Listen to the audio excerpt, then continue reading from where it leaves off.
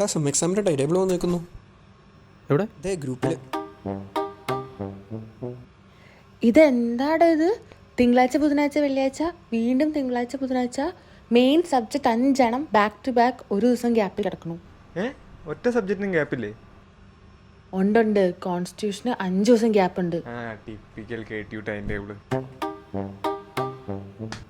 എടാ ഇത് ഫൈനലായിരിക്കുമോ? ഇനി മാറാൻ എന്തായാലും ചാൻസ്?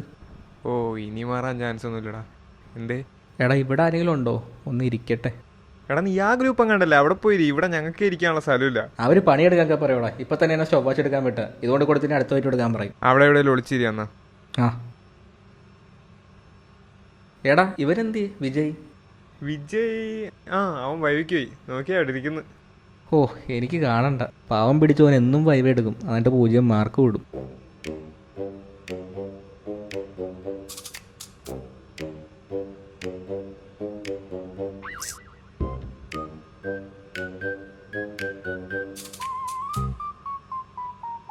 ലാസ്റ്റ് ക്വസ്റ്റ്യനാ. ഈ ഒറ്റ ചോദ്യത്തിന് നീ കറക്റ്റ് ഉത്തരം പറഞ്ഞാൽ ഇന്നത്തെ വൈവിക്ക് നിനക്ക് ഫുൾ മാർക്ക് കിട്ടുന്നില്ല. പറ.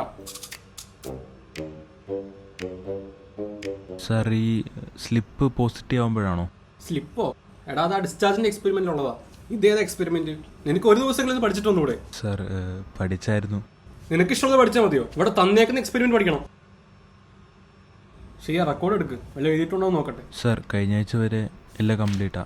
ചെക്ക് ചെയ്ത് നോക്കിയോ?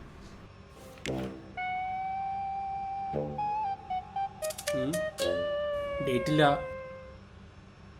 ഈ കാൽക്കുലേഷനൊക്കെ തെറ്റാണല്ലോ. ഇനി യൂണിറ്റ് ആരും ഒന്ന് എഴുതും. അയ്യോ, ഗ്രാഫൊക്കെ മാറ്റി വയ്ക്കണം. നാളെ പുറത്തുനിന്ന് എക്സ്റ്റേണൽ വന്ന് ഈ കറക്ഷനെ കണ്ടാൽ എനിക്കാ നാളേക്കേട്. അല്ല ഞാൻ മാറ്റി വരച്ചോളാം.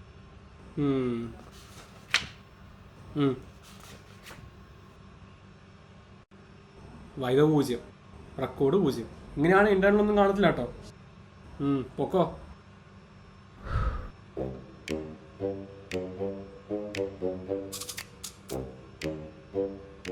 അടുത്ത റോൾ നമ്പർ 32.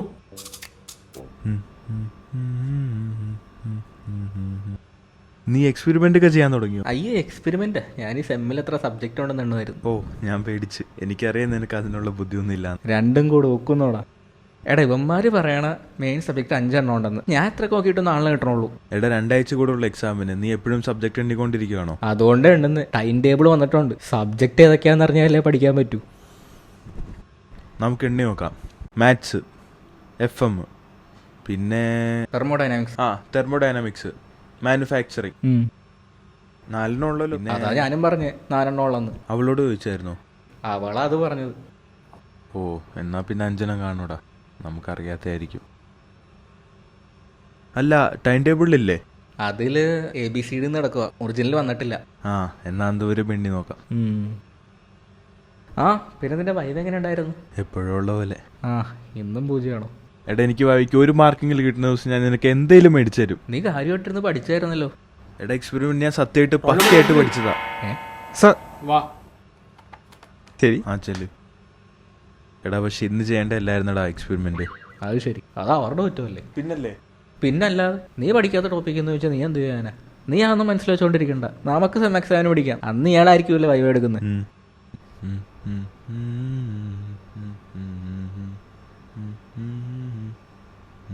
വേണ്ട. എടാ അവരുടെ തെറ്റല്ലേ? അവരുടെ തെറ്റ്. ഞാൻ എങ്ങനെ ഇരുന്ന് ആലോചിക്കുമായിരുന്നടാ, നീ എങ്ങാനും ഇല്ലായിരുന്നെങ്കിലേ ഞാൻ ഈ ലാബിലൊക്കെ വെറുതെ ഒറ്റയ്ക്ക് ചുമ്മാ ഇരിക്കേണ്ടി വന്നേനെ. ഇപ്പം എന്താ രണ്ടുപേരും ഇവിടെ ചുമ്മാ ഇരിക്കുന്നു? നമ്മളൊക്കെ ഇതാടാ ഈ പറയത്തില്ലയോ എന്താ മേഡ് ഫോർ ഈച്ച് അതർ. അതത്രേ ഉള്ളൂ, മേഡ് ഫോർ ഈച്ച് അതർ.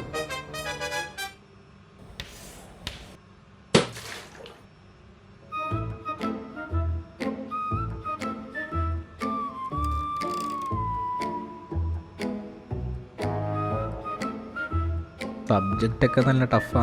ഇന്റേണലും കമ്മിയാ. എക്സാമിൻ്റെ ഇടയിലാണെങ്കിൽ ഗ്യാപ്പും ഇല്ല. എന്തോ ചെയ്യുവാളി. നീ വല്ലതും പറഞ്ഞോ? നീ പാട്ട് കേൾക്കുമായിരുന്നു. എന്തായാലും 2 മണിക്കൂർ ക്ലാസ് ഇരിക്കുമല്ലേ, ഒരു പോഡ്കാസ്റ്റ് കേൾക്കാന്ന് വിചാരിച്ചു. കേട്ടോ. അല്ല നീ എന്താ പറഞ്ഞോണ്ട് വന്നേ? അല്ലി സെം എക്സാം പറഞ്ഞാൽ വരുന്നതേ എന്തോ ചെയ്യുമോന്ന് ചോദിക്കുമായിരുന്നു. എല്ലാ സെമ്മും ഇങ്ങനെ അല്ലായിരുന്നു. നമ്മൾ എങ്ങനെയൊക്കെ എല്ലാ സെമ്മും പാസ്സാവും അവസാനം. എടാ ഇത്തവണ എങ്ങനെ അല്ലടാ, സബ്ജക്റ്റൊക്കെ കുറച്ച് ടെക്നിക്കലാ, ഇൻറ്റേർണലും കമ്മിയാണ്, എക്സാമിൻ്റെ ഇടയിലാണെങ്കിൽ ഗ്യാപ്പും ഇല്ല. എക്സാം എപ്പോൾ തുടങ്ങും? ജൂൺ 12. അപ്പോൾ ക്ലാസ് എപ്പോഴാണ് കഴിയുന്നത്? മെയ് 31. അത് നാളെയല്ലേ? നാളെ കൂടെ ക്ലാസ് ഉള്ളൂ. 12 ദിവസം ബാക്കിയില്ലേ? അപ്പോൾ ഇരുന്ന് പഠിച്ചാൽ പോരെ? എടാ നമ്മുടെയൊക്കെ കാര്യമാണ്, എനിക്കറിയാം നിനക്കും അറിയാം നമ്മൾ പഠിക്കാനൊന്നും പോകണില്ലെന്ന്. എടാ ഇത്തവണ അങ്ങനെയല്ല, നമുക്ക് സീരിയസ് ആവാം. നീ നോക്ക്, ഞാൻ വരച്ച് കാണിച്ചു തരാം. നോക്ക്, ജൂൺ 1 തൊട്ട് 12 വരെ നമുക്ക് 12 ദിവസമുണ്ട്. അതിൽ ഒരു സബ്ജക്റ്റിന് നമുക്ക് 3 ദിവസം വെച്ച് മാറ്റി വെച്ചാൽ നമുക്ക് 4 സബ്ജക്റ്റ് 12 ദിവസത്തിൽ തീർക്കാൻ പറ്റും. പ്ലാനൊക്കെ കൊള്ളാം, പഠിച്ചാൽ മതിയായിരുന്നു. ഒരു കാര്യം ചെയ്യ്, അവധിക്ക് വീട്ടിൽ പോകണ്ടെന്ന് നോക്കാം, എന്നിട്ട് ഹോസ്റ്റലിൽ നിൽക്കാം, നീ നിൽക്ക്. ഓ അതിനെന്ത്, നിന്ന് കളയാം. ഇതിനൊക്കെ ടെൻഷൻ അടിക്കണോ?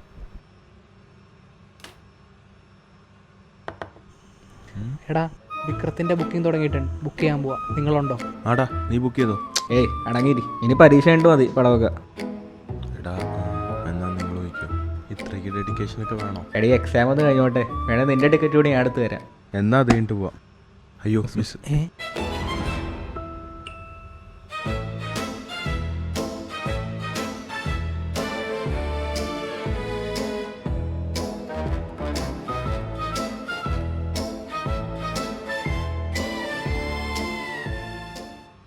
എടാ പേന എഴുതണില്ല. അത് പേനല്ലടാ, നെക്ക് പെൻസിലാ. നീ ഉള്ളത് ചാക്ടി.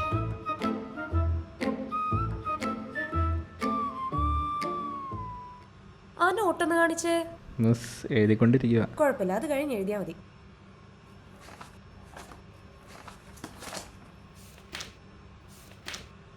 പതിനെട്ട് നാളിനാണോടാ നീ അവസാനമായിട്ട് നോട്ട് എഴുതിയത്?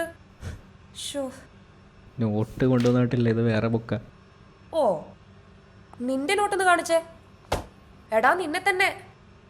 എടാ നിന്റെ നോട്ട് ചോദിക്കുന്നു. നോട്ടൊന്ന് കാണിച്ചേ. വൃത്തിയൊക്കെ കുറവാ. ആ രണ്ടുപേരും ഒരു അക്ഷരം എഴുതിയിട്ടില്ല, എന്നിട്ടാ ക്ലാസ്സിലിരുന്ന് സംസാരം. കുറച്ച് നേരം കൊണ്ട് കാണുന്നു. ഒരു കാര്യം ചെയ്യ്, രണ്ടുപേരും പേരൻസിന്റെ നമ്പർ ഇങ്ങതാ, എന്നിട്ട് ഇനി ക്ലാസ്സിൽ കയറിയാ മതി. എന്താന്ന്? അത് മിസ് നാളെ എഴുതി കാണിച്ചാൽ മതിയോ? ഓ ശരി, നാളെ ഉച്ചയ്ക്കകം രണ്ടുപേരും ഈ സെമ്മിലെ FM-ന്റെ മുഴുവൻ നോട്ടും എഴുതി എന്നെ കൊണ്ടുവന്ന് കാണിക്കണം. സെമ്മോ? മിസ് ഞാൻ വേണമെങ്കിൽ എൻ്റെ അമ്മേൻ്റെ നമ്പർ തരാം, മിസ് വേണമെങ്കിൽ വിളിച്ച് പറഞ്ഞു. എന്നാലും ആ നോട്ടൊന്നും എഴുതി വെക്കരുത്. ഇനിയിപ്പോൾ എഴുതി സമയം കളയണ്ട, ആരുടെയും നല്ല നോട്ട് വാങ്ങിച്ച് ഫോട്ടോസ്റ്റാറ്റ് എടുത്ത് വെച്ചാൽ മതി. 2 ആഴ്ച കഴിഞ്ഞാൽ സെം എക്സാമാ, രണ്ടും പഠിച്ച് പാസ്സായിക്കോണം, എനിക്കത്രേ ഉള്ളൂ. നീയോ? ആ മിസ്. ഇരുന്നോ വെറുതെ എൻ്റെ സമയം കളയാനായിട്ട്.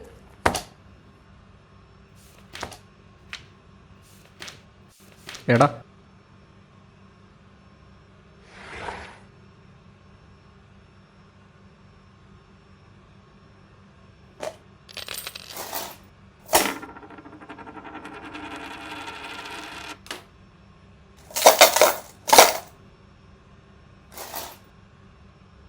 എടാ പിരിവ് വന്നേക്കണ്, ചില്ലറ വല്ലതും ഉണ്ടോ? നോക്കട്ടെ.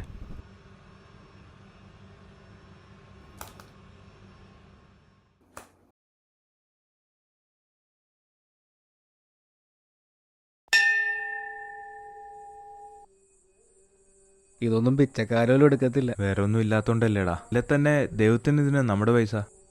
എന്നാ പിന്നെ QR കോഡ് സ്കാൻ ചെയ്തിട്ട് 1 പൈസ പോലും ഇട്ടാൽ പോരെ. QR കോഡോ?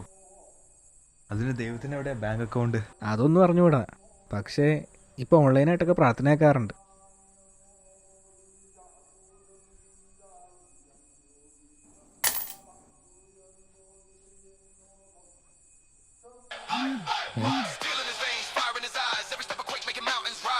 ഒരു മിനിറ്റ് അമ്മയാ. ഓ ഞാൻ വിചാരിച്ചു നമ്മളാരും അടിക്കാൻ വരുവാന്ന്. പൊയ്ക്കൊണ്ടിരിക്കുക. 9:30 ഇൻ്റർവ്യൂ. ഇല്ല ഈ മാസം 2 എണ്ണം ആയിട്ടുള്ളൂ. പിന്നെ സാധാരണ പോലെ അല്ല, ഈ തവണ ഞാൻ ആംസ്ട്രോങ് നമ്പറൊക്കെ പഠിച്ചിട്ടുണ്ട്. നീ ആംസ്ട്രോങ് നമ്പറൊക്കെ പഠിച്ചാ? ഓ അതൊക്കെ പഠിച്ച്. അപ്പോൾ ഒന്നും പേടിക്കാനില്ല, ഉറപ്പായിട്ടും ജോലി കിട്ടും. ഹലോ വെച്ചാ?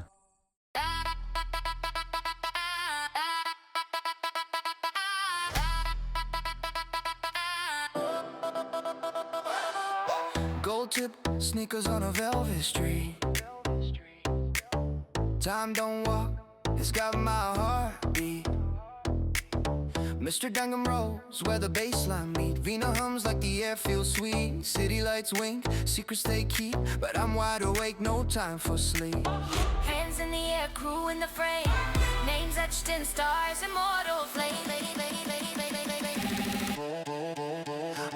I'm the spark, the scene, the gravity pull. Main character energy, running the rule. Every fall, every rise, every scar I claim. Friendship, love, endurance, all in my name. I'm the spark, the scene, the gravity pull. Main character energy, breaking the door.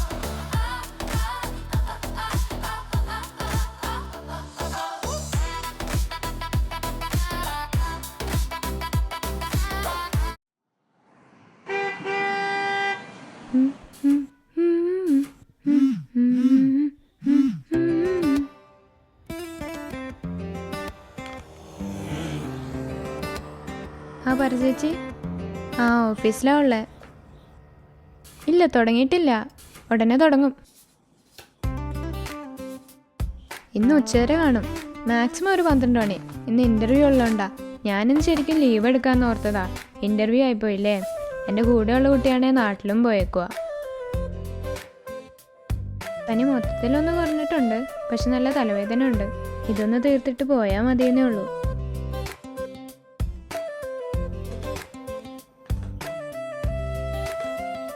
ഒരുത്തം കൂടി വരാനുണ്ട് ചേച്ചി, ഒരു വിജയ്. ഇവനൊക്കെ നേരത്തും കാലത്തൊന്ന് വന്നൂടെ? നീ വരുന്നില്ലേ? ഞാൻ ആ പാർക്കിംഗ് വെച്ചിട്ട് അവിടെ അവിടെ നിന്നോളാം. ശരി.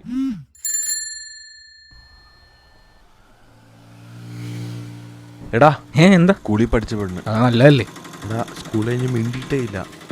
എടാ നാണക്കേടാവും. ഓ ഇപ്പൊ പിന്നെ നാണക്കേടില്ലാത്ത പോലെ. നീ ഇന്റർവ്യൂവിനല്ലേ വന്നത്, അതിന് പോയിട്ട് വാ.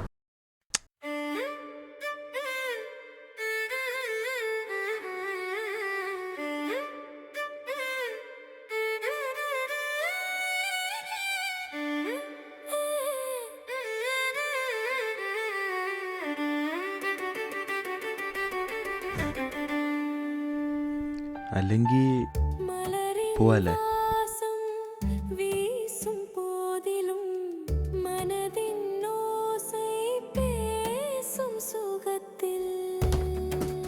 ഇന്റർവ്യൂവിന് വന്നതാണോ? ആ. പേര്? വിജയ് ആന്റണി.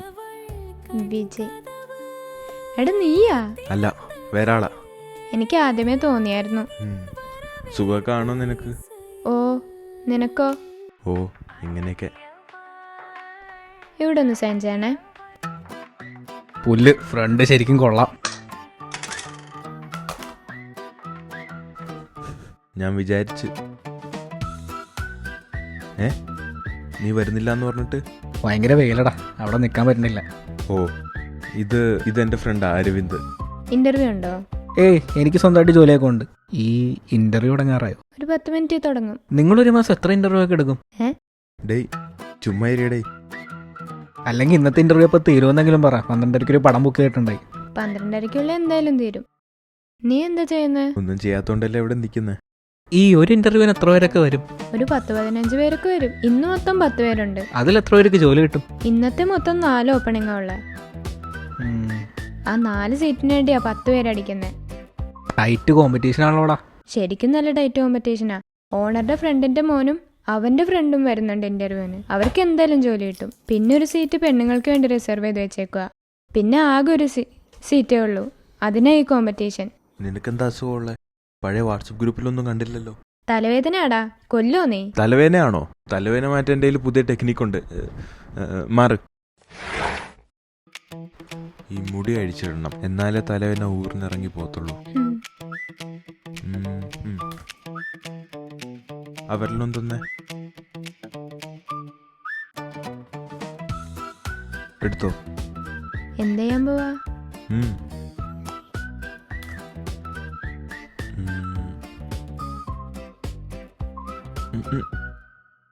കണ്ടച്ചിരിക്കേ.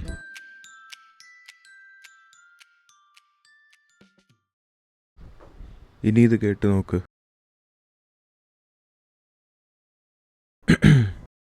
നിനക്കപ്പം തലവേദന ഭയങ്കര ഇഷ്ടമാണെന്ന് വിചാരിക്കും. എന്തിനാ? കാരണം നമുക്ക് ഒരുപാട് ഇഷ്ടമുള്ളൊന്നും നമ്മുടെ കൂടെ ഒരുപാട് കാലം ഉണ്ടാവത്തില്ല.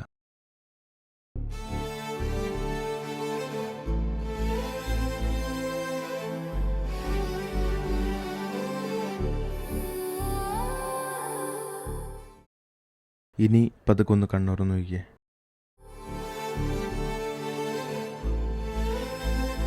ഇപ്പോൾ തലവേന മാറിയോ?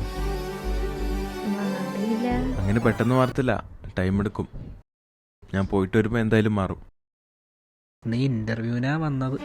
അയ്യോ ടൈമായി, ഇന്റർവ്യൂക്ക് ടൈമായി. ദാ ഇത് പൊക്കത്തോടുത്താൽ മതി. ഫയൽ ഇവിടെ ഇരുന്നോട്ടെ. പോയിട്ടാ. All the best. ഹോ, ആദ്യം കേട്ട ഒരു റിസപ്ഷനിസ്റ്റ് ഓൾ ദ ബെസ്റ്റ് ഒക്കെ പറയുന്നത്. നീ എന്ത് ഇയർഫോണിൽ വെച്ചു കൊടുത്ത്?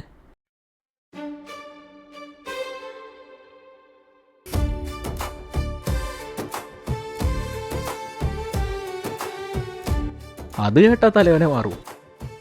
ഇത് അവൾക്ക് ഏറ്റവും ഇഷ്ടമുള്ള പാട്ടാ. ഗുളിക കഴിച്ചുകൊണ്ട് എന്തായാലും അവളുടെ തലവേന മാറും. ഇതുകൊണ്ടാണെന്ന് വിചാരിച്ചോട്ട്. നീ വാ, സമയമായി.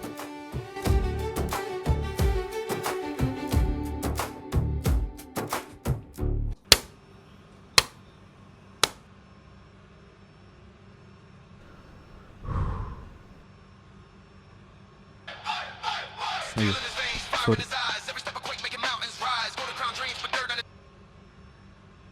ഹലോ, കയറി ഞാൻ കഴിഞ്ഞിട്ട് അങ്ങോട്ട് വിളിക്കാം. ശരി.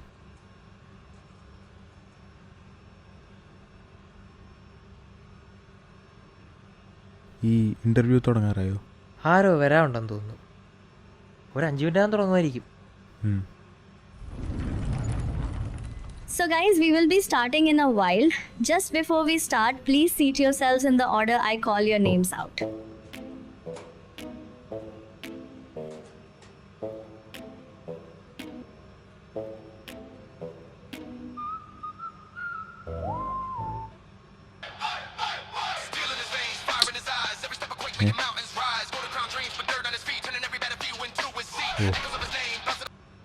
ഹലോ, ഞാൻ അങ്ങോട്ട് വിളിക്കാം.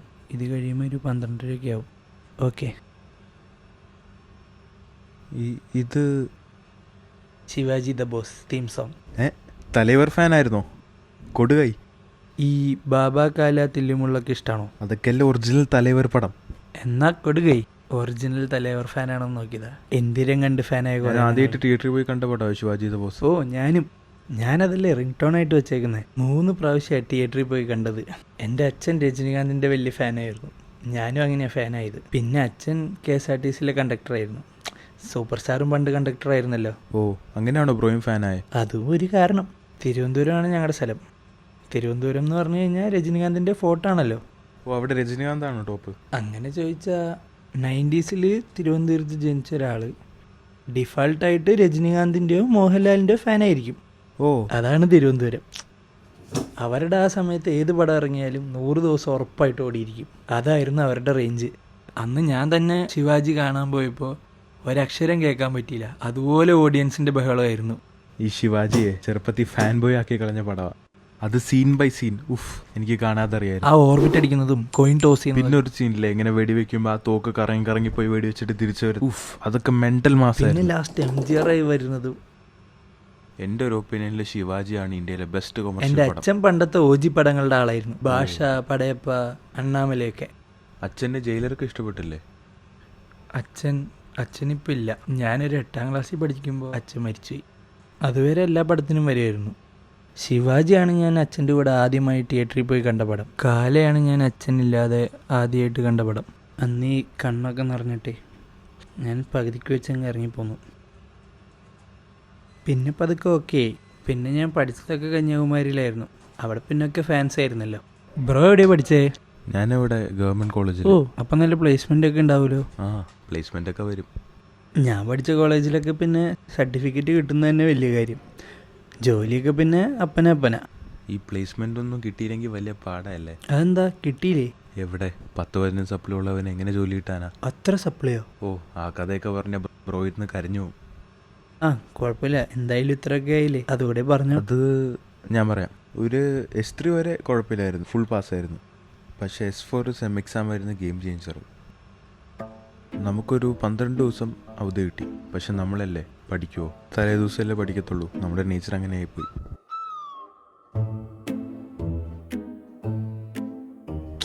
രണ്ട് ദിവസമല്ലേ പോയുള്ളൂ. എടാ മാത്സ് എളുപ്പമാ, ഒറ്റ ദിവസം കൊണ്ട് വേണേൽ തരും. അപ്പോൾ ഇന്നോട്ട് പഠിച്ചാൽ തീരുമല്ലേ? ആ തീരും. എന്നാൽ പിന്നെ മാത്സ് പഠിക്കാം.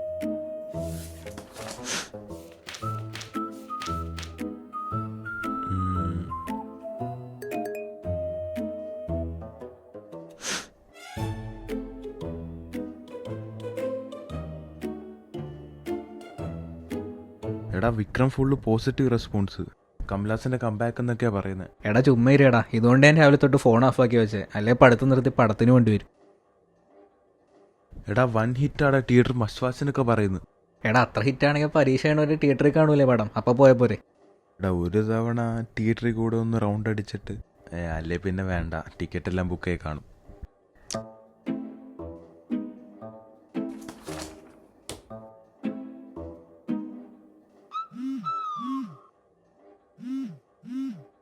എടാ നെവിലാണല്ലോ. വല്ല ഡൗട്ടും ചോദിക്കാനായിരിക്കും, നീ സ്പീക്കറിലിട്. Hello hello. എടാ നമ്മടൊപ്പം വിക്രത്തിന് ബുക്ക് ചെയ്ത 2 വാഴകൾ വന്നില്ല, 2 സീറ്റ് ഒഴിവുണ്ട്, കളയാൻ പറ്റില്ലല്ലോ. നിങ്ങളുണ്ടോ? എടാ അവര് പൈസ കൊടുത്തല്ലേ, പോയില്ലെങ്കിൽ മോശാവില്ലേ? എടാ അല്ലെങ്കിൽ ഉച്ച കഴിഞ്ഞ് പഠിച്ചു തുടങ്ങിയാലും തീരും. അരവിന്ദേ ഒരു ഐഡിയ ഉണ്ട്. ഇപ്പം തുടങ്ങിയൊന്ന് ആഞ്ഞു പിടിച്ച 2 മണിക്കുള്ളിൽ തീർക്കാം. പിന്നെ എക്സാമിൻ്റെ തലേ ദിവസം ഓവർനൈറ്റ് ഇരുന്നാൽ ഫുള്ള് സെറ്റാക്കാം. എങ്ങനെയുണ്ട്? വാ തുടങ്ങാം.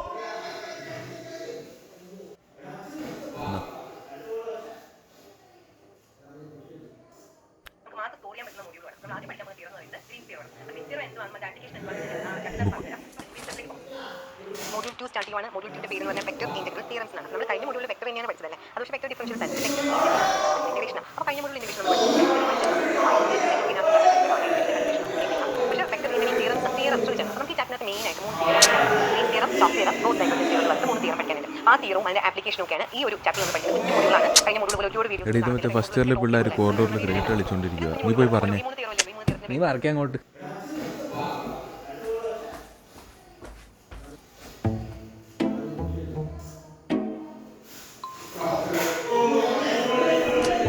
ഇവൻ പോയില്ലേ?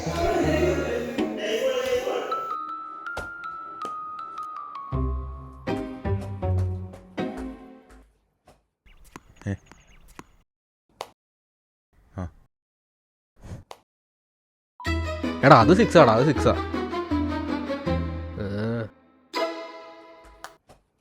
എടാ 32 റൺ വേണം ജയിക്കാൻ, നീ കയറ്.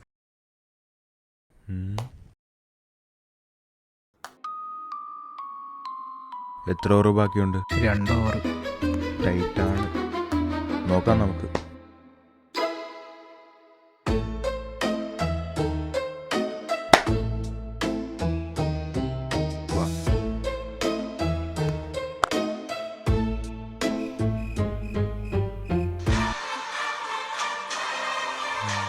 അരവിന്ദേ ഇനി 2 ദിവസം വെച്ച് എല്ലാ സബ്ജക്റ്റും പഠിച്ചാൽ എല്ലാം കവറാവും. എന്നാ പിന്നെ നാളെ തുടങ്ങിയാൽ പോരെ. പിന്നെ രാത്രി ആരെങ്കിലും പഠിച്ചു തുടങ്ങുമോ? എന്നാ വാ 2 സാന്ത്വനം കാണാം.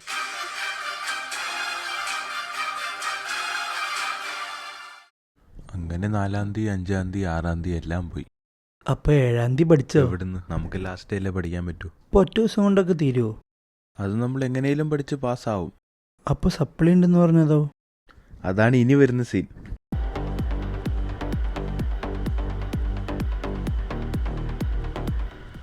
എടാ വിജയേ എന്താടാ? നമ്മൾ 3rd മോഡ്യൂൾ ഒരുമാതിരി പഠിച്ചതല്ലേ? ഓ അത് ഓൾമോസ്റ്റ് തീരാറായി. എന്നാ പിന്നെ 1 മണിക്കൂർ കൂടി ഉറങ്ങാല്ലേ? ആ ഉറങ്ങിക്കോ.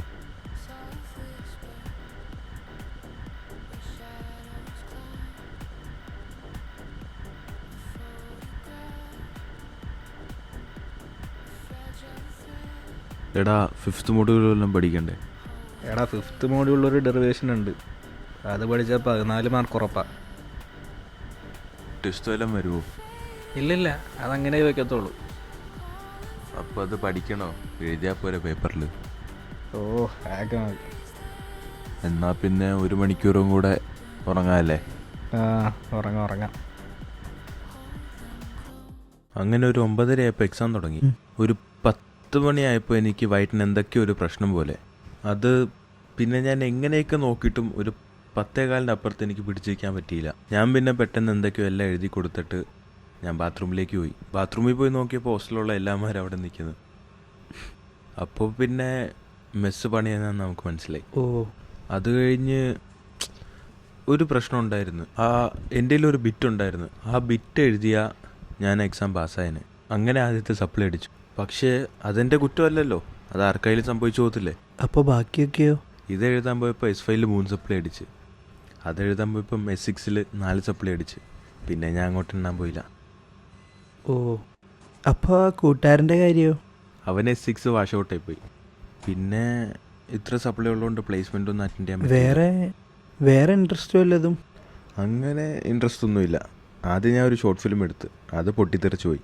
പിന്നെ ഒരു ഷെയർ മാർക്കറ്റിലൊരു ഫുൾ കുറേ റിസർച്ച് എല്ലാം ചെയ്ത്, പക്ഷേ ഒരു 10,000 നഷ്ടം വന്നപ്പോൾ ഞാൻ അതെല്ലാം നിർത്തി. പിന്നെ ഇപ്പോൾ ഓരോരോ കാര്യങ്ങളിങ്ങനെ നോക്കിക്കൊണ്ടിരിക്കുക. ബ്രോയ്ക്ക് സപ്ലൈ ഒന്നും അടിച്ചിട്ടില്ലേ? പാസ്സായി. CGP എത്ര ഉണ്ടായിരുന്നു? CGP ഒരു 9.5 അടുത്തുണ്ട്. 9.4?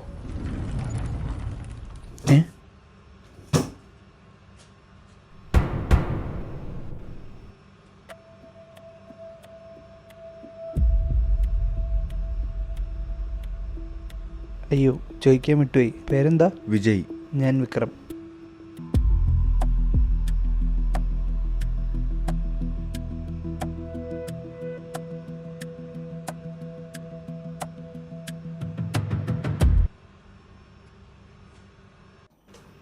എക്സാം എങ്ങനെ ഉണ്ടായിരുന്നു?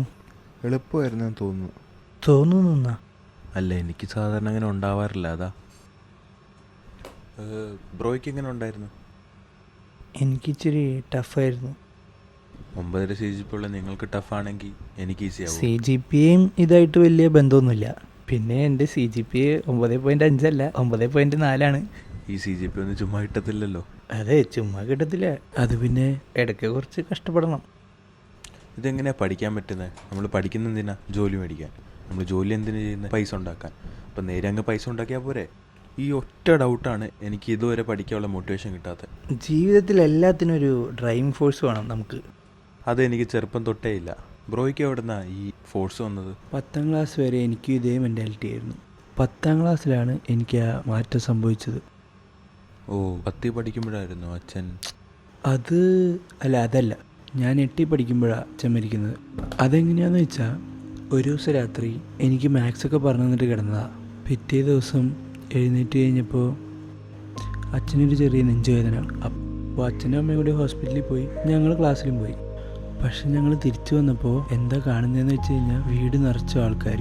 അത് അച്ഛൻ മരിച്ചതാന്ന് ഞാൻ മനസ്സിലാക്കാൻ തന്നെ ഒരു 3 ദിവസം എടുത്തു. പിന്നെ പറഞ്ഞാൽ ഒരു 2-3 ആഴ്ച കഴിഞ്ഞപ്പോഴാണ് നമ്മുടെ കൂടെയുള്ള ഒരാൾ ഇല്ലാതായതിൻ്റെ വിഷമം ശരിക്കും മനസ്സിലായത്. പിന്നെ എനിക്കൊരു അനിയത്തിയുണ്ട്, വിദ്യ. അവൾക്കാണെങ്കിൽ ജനിക്കുമ്പോഴേ ഒറ്റ കിഡ്നിയുള്ളൂ. അപ്പോൾ അന്നൊക്കെ ഡോക്ടർമാരെ ആ കാര്യം വലിയ പ്രശ്നമെന്ന് പറഞ്ഞെങ്കിലും പിന്നെ പ്രശ്നവും വലിയ കുഴപ്പമില്ലാത്ത കാരണം നമ്മളത് വലിയ കാര്യമായിട്ട് എടുത്തില്ല. 10 പഠിക്കുമ്പോഴാണ് ടീച്ചർ വിളിച്ചിട്ട് അവൾക്ക് വയ്യാതെയായി, അവളെ ഹോസ്പിറ്റലിൽ കൊണ്ടുപോയി എന്ന് പറയുന്നത്. അപ്പോൾ ഹോസ്പിറ്റലിലേക്ക് ഞാൻ വേഗം ചെന്നപ്പോൾ പറയുക, അവളുടെ ആകെയുള്ള ആ കിഡ്നിയും 70% ഡാമേജ് ആയിന്ന്. അപ്പോൾ ഡോക്ടർ പറയുക, ഒന്നില്ലെങ്കിൽ ട്രാൻസ്പ്ലാന്റ് ചെയ്യണം, അല്ലെങ്കിൽ ഡയാലിസിസ് ചെയ്യണമെന്ന്.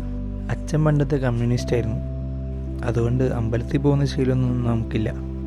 പക്ഷെ അന്ന് ആദ്യമായിട്ട് ഞാൻ അവിടുത്തെ ചാപ്പലിൽ പോയി. വേറൊന്നുമല്ല, ഈ ദൈവം ഒന്ന് അസുഖം മാറ്റുമെന്ന് വിചാരിച്ചിട്ടൊന്നുമല്ല.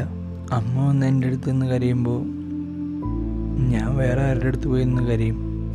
അന്നാണ് ആകെ ഞങ്ങളുടെ വരുമാനം എന്ന് പറയുന്നത് അമ്മയ്ക്ക് കിട്ടിക്കൊണ്ടിരുന്ന 25,000 രൂപ വിധവ പെൻഷനാണ്. അപ്പോൾ എനിക്ക് മനസ്സിലായി, എനിക്കൊരു മോട്ടിവേഷൻ പോലെ. അതുകൊണ്ടാണ് ഞാൻ കുത്തിയിരുന്ന് പഠിക്കാൻ തുടങ്ങിയത്. പക്ഷേ കീം എക്സാമിൻ്റെ സമയത്താണ് എനിക്ക് കോവിഡ് വന്നത്. അതുകൊണ്ട് അടുത്തുള്ള ഗവൺമെൻറ് കോളേജിലൊന്നും എനിക്ക് അഡ്മിഷൻ കിട്ടിയില്ല, കീം എഴുതാൻ പറ്റാത്ത കാരണം.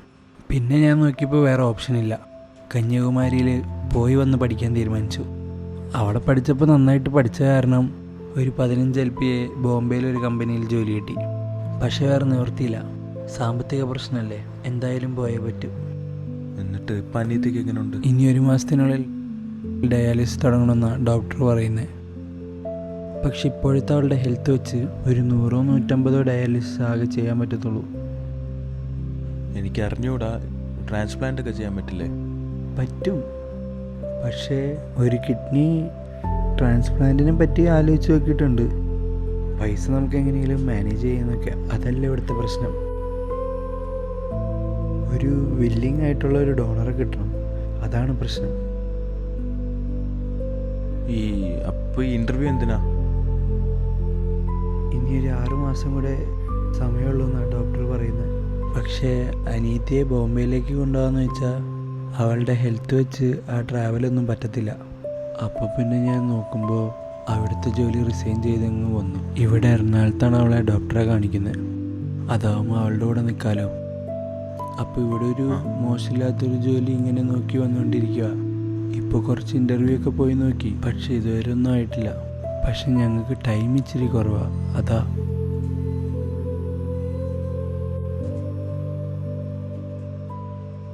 അതൊന്നും കുഴപ്പമില്ല, നീ അത് വിട്. ഞാനതിപ്പോൾ നീ ചോദിച്ചുകൊണ്ട് പറഞ്ഞതേ ഉള്ളൂ. വാ, ഇനി നമുക്ക് ജെഡിയുടെ കാര്യം നോക്കാം.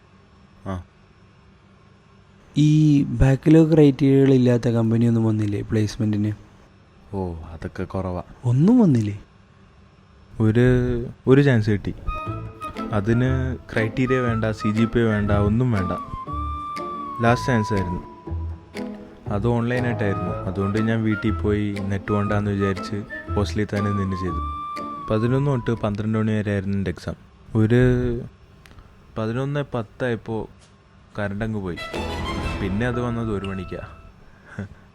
അങ്ങനെ അതും പോയി കിട്ടി. പിന്നെ എല്ലാം ഇപ്പോൾ ഓഫ് ക്യാമ്പസ് ആയിരുന്നു. പിന്നെല്ലാം ഞാൻ സ്വന്തമായിട്ട് നോക്കിയത്.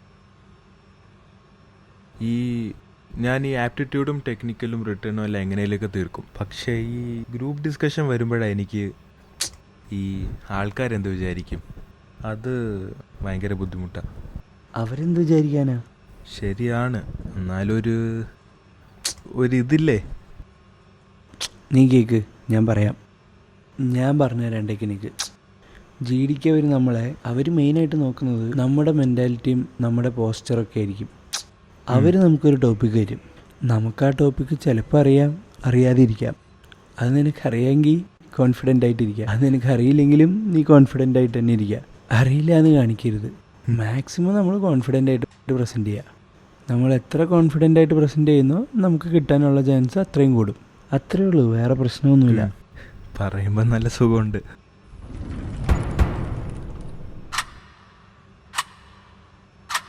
Actually, we didn't have an elimination in the first round. After this round also, there will be no elimination. All of you will be attending the interview, and after that only your scores will be aggregated. Okay, so your topic for the GD today is effect of cryptocurrency on the traditional banking system.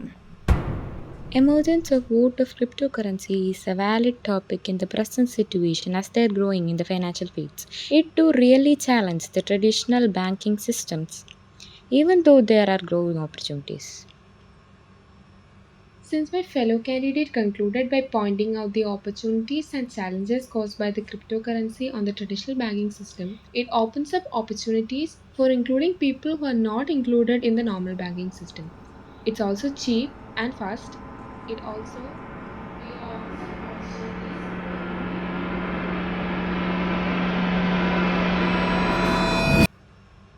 I strongly contradict with what you said about the cryptocurrency. If you look deep into the working of cryptocurrency, it has its healthy benefits over the traditional banking system. It works through blockchain technology. It also ensures transparency that most banks often fail to provide. And there's no single authority controlling it, which adds to more efficiency. And most importantly, it empowers individuals. വീട്ടിൽ നിന്ന് പഠിച്ചാൽ ഇതൊക്കെ നാച്ചുറലായിട്ട് വരുന്നതാണ്. ഉറപ്പായിട്ടും കിട്ടിയിരിക്കും. ഇതുപോലൊന്നും വേറെ ആരും പറഞ്ഞിട്ടില്ല. അയ്യോ, എവിടെ പോകുന്നു? ഞാനൊന്ന് ടോയ്ലറ്റിൽ പോയിട്ട് വരാം.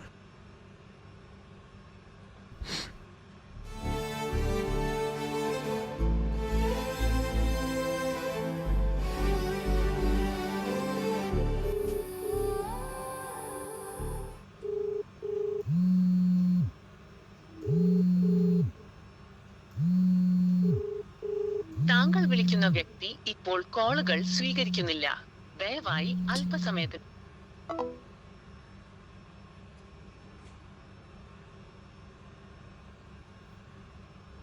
താങ്കൾ വിളിച്ച വ്യക്തി ഇപ്പോൾ മറ്റൊരു കോളിലാണ്. ദയവായി കാത്തിരിക്കൂ.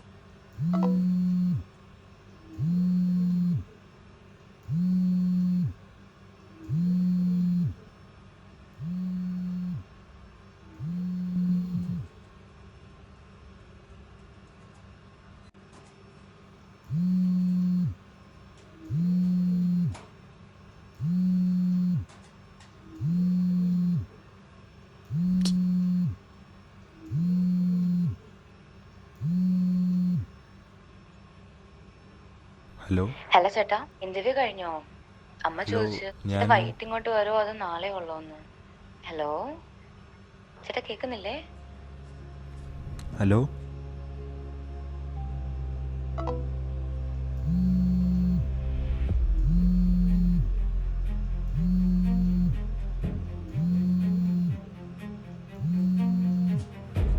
എക്സാം എങ്ങനെ ഉണ്ടായിരുന്നു? എളുപ്പമായിരുന്നു തോന്നുന്നു. ഉറപ്പായിട്ട് കിട്ടിയിരിക്കും. ഇതുപോലൊന്നും വേറെ ആരും പറഞ്ഞിട്ടില്ല. എനിക്ക് ഒരു ദിവസം ഇനി ഒരു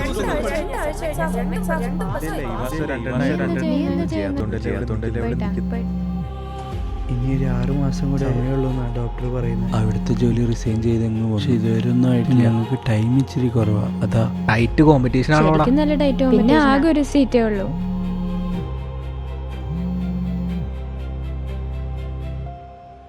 ഇല്ലമ്മ, കിട്ടിയില്ല. നല്ല ടഫായിരുന്നു. ആ, ഞാൻ ഇന്ന് വീട്ടിലോട്ട് വരാം. ശരി എന്നാ, ബൈ.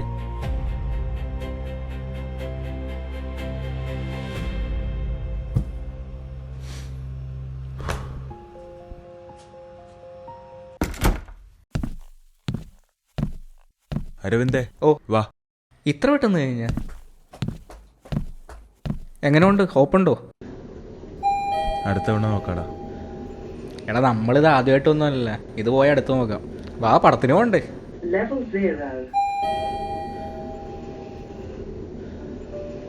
ഞാനെന്നാ പോയി വണ്ടി എടുത്തോണ്ട് വരാം. ആ.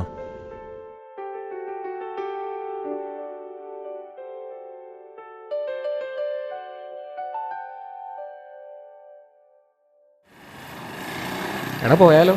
12:30 വേണം. ഇപ്പം വിട്ടാലേ എത്തത്തുള്ളൂ.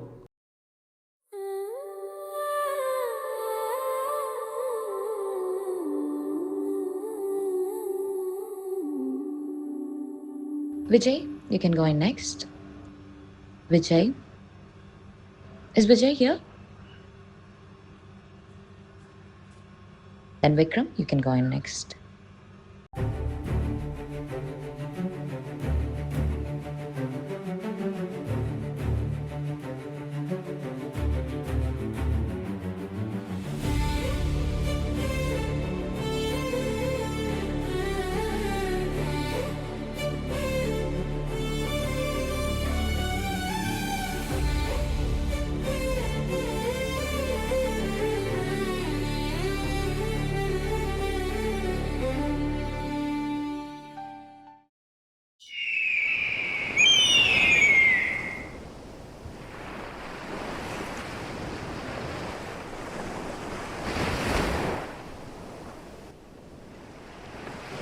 അത് പോട്ട്, ഇനിയിപ്പോൾ അടുത്ത് നോക്കാം.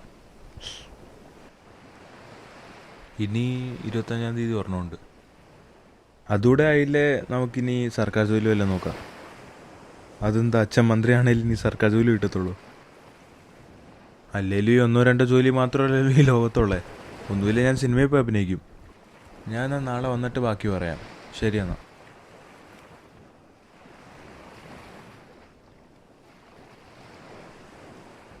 ഇന്നെന്താ പറ്റി? ടഫായിരുന്നു? ഓ, വലിയ കഥയാടാ. നീ നല്ലോണം പ്രിപ്പയർ ചെയ്തായിരുന്നല്ലോ. ആ, ഇനി വരുമല്ലോ, നോക്കാം. 4 കൊല്ലം എഞ്ചിനീയറിംഗ് പഠിക്കാത്ത പഠിത്തം കഴിഞ്ഞ് 1 കൊല്ലത്തിൽ പഠിച്ചിട്ടുണ്ടാവും. ആരാ? ഹലോ. Hello hello. ഹലോ, ആരാ? നീ വരാരാന്ന് ഞാൻ കേക്കട്ടെ. നിന്റെ തലവേനൊക്കെ എങ്ങനെയുണ്ട്? വിക്രം എന്നൊരാളെ ഇന്നത്തെ ഇന്റർവ്യൂവിന് സെലക്ട് ആയത്. ഓ, അത് ശരി. നീ ഫൈനൽ റൗണ്ട് വരെ വന്നതാണല്ലോ. നീ എന്താ ഇന്റർവ്യൂ അറ്റൻഡ് ചെയ്യാതെ ഇറങ്ങിപ്പോയേ? എടാ, ഞാൻ ആ,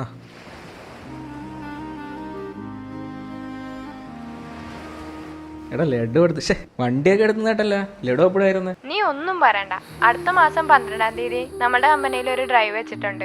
നിന്റെ പേരും ക്രെഡൻഷ്യലും വെച്ച് ഞാൻ എന്തായാലും അപ്ലൈ ചെയ്യും. അതിന് എന്തായാലും വന്ന് അറ്റൻഡ് ചെയ്തോണം. ഓ, ഇനി ഇന്റർവ്യൂ എല്ലാം ഉണ്ടെങ്കിൽ നീ പറഞ്ഞാൽ മതി. എന്നിട്ട് എന്തിനാ പിന്നെ ലാസ്റ്റ് റൗണ്ട് ഇറങ്ങി പോവാനാണോ? ഏയ് ഇല്ല, ഇനി അങ്ങനെ പോകത്തില്ല. നീ എന്തേലും ഉണ്ടെങ്കിൽ വിളിച്ചു പറഞ്ഞാൽ മതി. ആ, ഞാൻ എന്തേലും ഉണ്ടെ വിളിക്കാം. ഓ, വലിയ ഉപകാരം. എന്റെ നമ്പർ സേവ് ചെയ്ത് വെച്ചോ. ഇനി വിളിക്കുമ്പോ ആരാൻ ചോദിക്കരുത്. ഇല്ലടാ, ഇന്നത്തെ കിട്ടിയില്ല. പക്ഷെ ജോലി കിട്ടിയില്ലെന്നേ ഉള്ളൂ. പെണ്ണ് കിട്ടിയ പോലെ തോന്നുന്നുണ്ട്.